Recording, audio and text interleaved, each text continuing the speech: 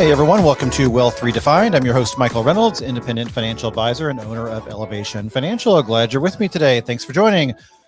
All right, today we're going to talk about independent contractor or employee. Which is which? Why do we care? Why is it important?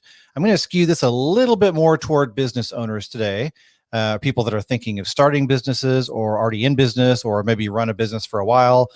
This is mainly going to apply to you, but I also think it's important to apply to people who are working for a business as well. I think both parties or all parties need to understand the difference between independent contractors and employees and which is which. I'm going to start by saying that this comes up a lot. I've talked about this a lot in different contexts. I see lots of situations where this comes up. And the thing that happens is misclassification. I see a lot of misclassification. Misclassification means that a lot of businesses seem to hire people and make them 1099 contractors when in fact they are acting in the capacity of employees. And this can be problematic sometimes. There have been cases with bigger companies where you've seen this, but even in smaller businesses, it can be problematic because there is a reason that there is a classification between W-2 employee and 1099 contractor. There's tax differences, differences in benefits, and the IRS wants you to classify workers correctly. Because if you don't, then there are situations where they're not, you as a business are not paying the correct taxes. Things aren't kind of lined up the way they're supposed to be according to IRS guidelines. So I see businesses a lot of times try to do this. They hire team members, they call them employees, but they're really 1099 contractors, and they do it for simplicity to avoid, keeping costs lower. They're not paying, a lot of payroll taxes, but again, a lot of misclassification occurs. So I want to talk today about the differences. Again, this is speaking to both people who are working in a company as an employee or a team member, and also probably more importantly for business owners to understand this as well. So let's talk about this a little bit. So let's talk about what is the difference between W-2 employee and contractor. So one of the biggest factors in recognizing or understanding the difference is how the worker is treated, how the behavioral control that the business has over the worker. A lot of the things that come into play are things like how much control is the business, taking over the behavior of the team member. For example, are they telling the team member, what to wear, what time to work, or when to work, what tools to use, where to purchase equipment or supplies, or how to get those supplies, what external resources to use in terms of people or other resources. If they receive very specific instructions. So if you are, let's take a look at it from the team member side, from the employee side. If you're an employee or a worker at a company, and they are telling you, hey, you need to use this software for your job.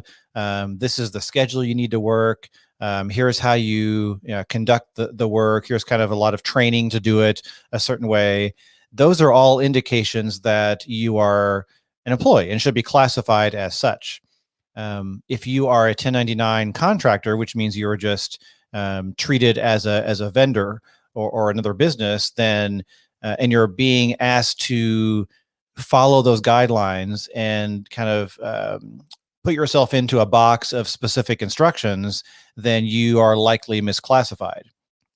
So that's one of the big things, is the behavioral controls a business has over the work. So if you're a business owner and you hire your first and second employee and you make them 1099 contractors, but you're giving them lots of training, you're giving them specific instructions, you're requiring them to use specific software or specific tools, those are all indications they're misclassified and they should be a W-2 employee.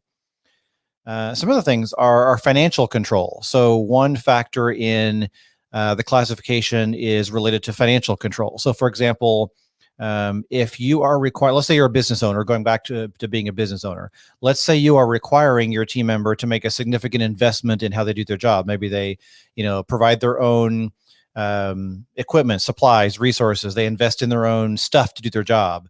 That's an indication they are an independent contractor.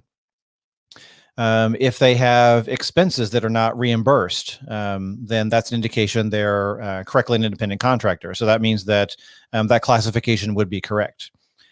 Another factor that's come up is, are they doing the same job as someone else on your team? So let's say you're an employer You own a business, you've got 3 team members. 2 of them are, let's say you own a marketing agency, for example, and 2 of them are designers and you want to hire a 3rd designer. But you pay that 3rd designer as a 1099 contractor, not through payroll. Technically, that is a flag that 3rd team member really should be classified as a W-2 employee because they're doing the same job as someone else in your company. So those are some indications as well.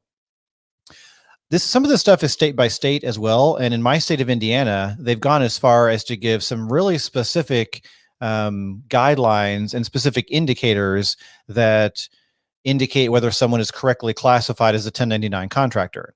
One example is if you are a 1099, you are technically running your own little business, and you should have things like business cards, a website, an LLC. More importantly, you should be invoicing for the work you do.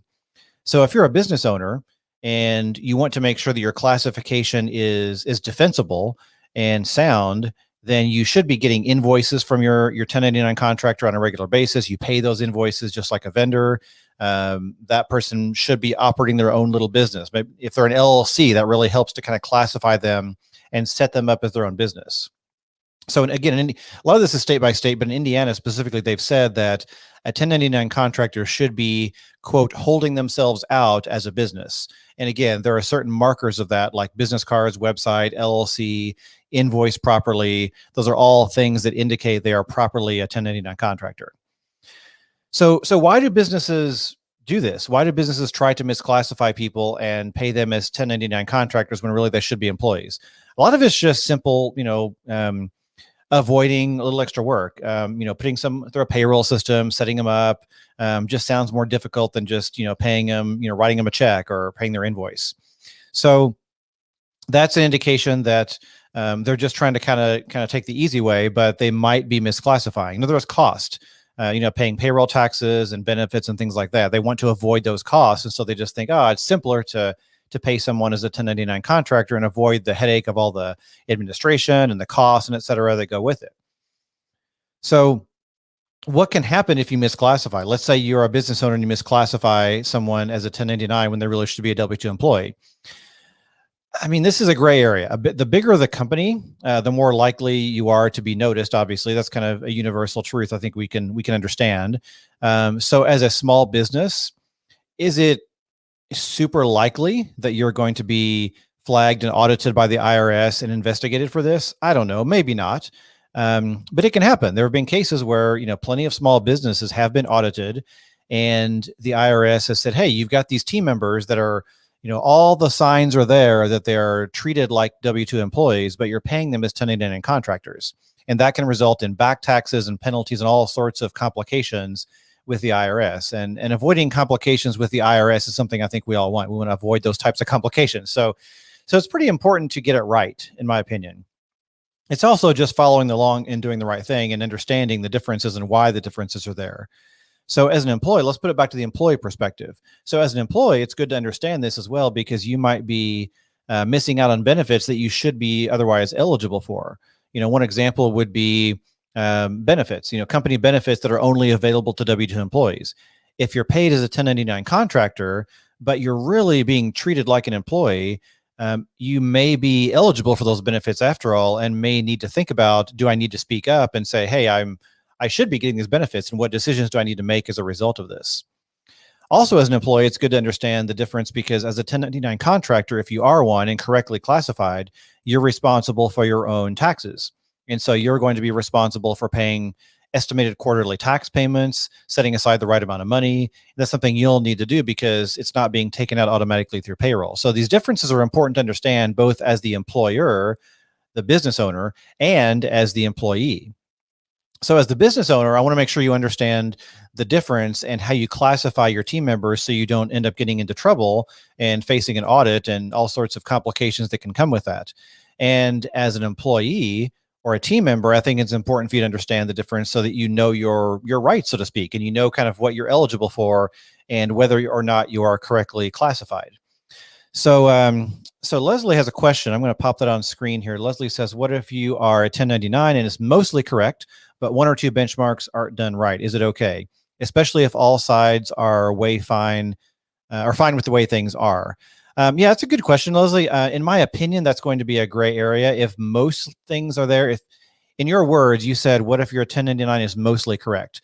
I don't know what specific things you might be referring to, whether it's, a little detail here and there. Like, let's say, you're a 1099, you get a bunch of freedom. People can't tell you what to do. You can wear whatever you want. But there's a certain piece of software that they're requiring you to use. I think that's probably a gray area that's defensible. I don't know of any situations where one or two little details, bring the whole situation down and result in a big audit or complications. I haven't seen that. A lot of it is up to interpretation. It's up to the interpretation of, who's doing the audit, what state you're in, other factors. A lot of things go into play here. So it's kind of a spectrum from what I've seen. So in your case, what I'm reading into is saying, hey, it looks like most things are set up correctly as a 1099. I have my doubts. Again, this is not tax advice, but but I have my doubts that a few little details are going to make a massive difference. Now, if you're a 1099, but your employer is saying, hey, you've got to wear this to work, you've got to use this software, you've got to be here at a certain time, you've got to follow this schedule. Those are all very specific things that are kind of getting you closer on the spectrum to being treated like an employee. And I would say that opens you up to more scrutiny and higher risk of having complications. So depends. It's a spectrum. That's a great question. Yeah. Thank you for popping that in.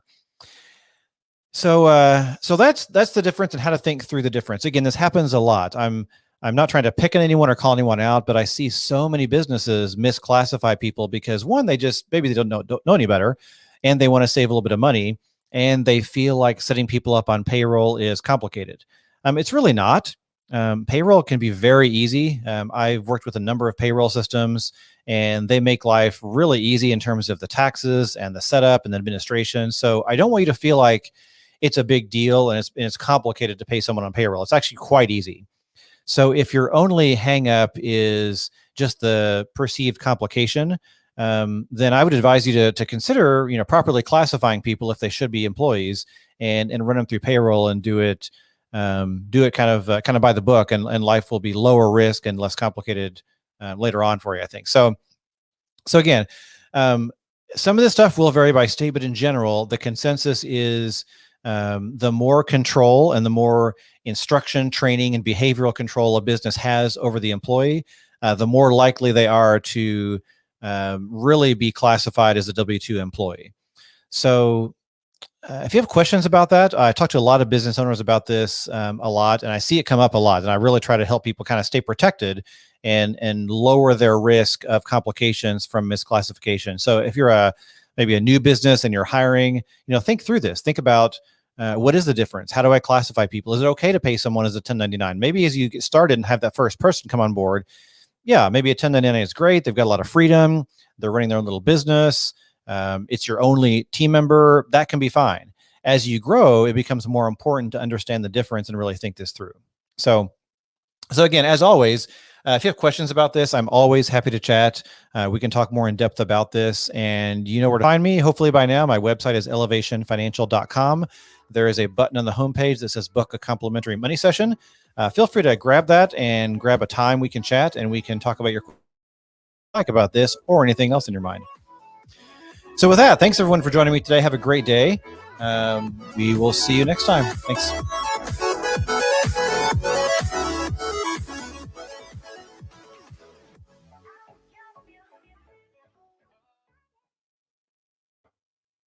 All right. Thanks, everyone. Thanks, Leslie, for popping your question in. Always good to see you. I see a couple people joined here via live. So if you have any other questions about this, there's Leslie popping in again. Let's have some green room after episode chatter here. So Leslie says, yes, that's correctly guessed insofar as the freedoms. Client pays the overall business rather than myself. When they turn around, they pay me LLC weekly rather than voicing the business. I don't care. But in the situation for the first time, and I'm a new location, just curious, is it a thing whether no one complains? And then no trouble from the IRS any side. Okay. Based on what you're saying, it's kind of funny. I'm seeing the top half of my head there with the text below. It's kind of funny. I'm not hearing anything that would cause me great concern. I feel like you should be invoicing. So what I'm reading, if I'm correct here, is that you are working under the business and they are paying you for the services. So you are an LLC. and you are providing a service and they are paying you for that service. So I like to see an invoice. I think one of the most important things is that invoice paper trail.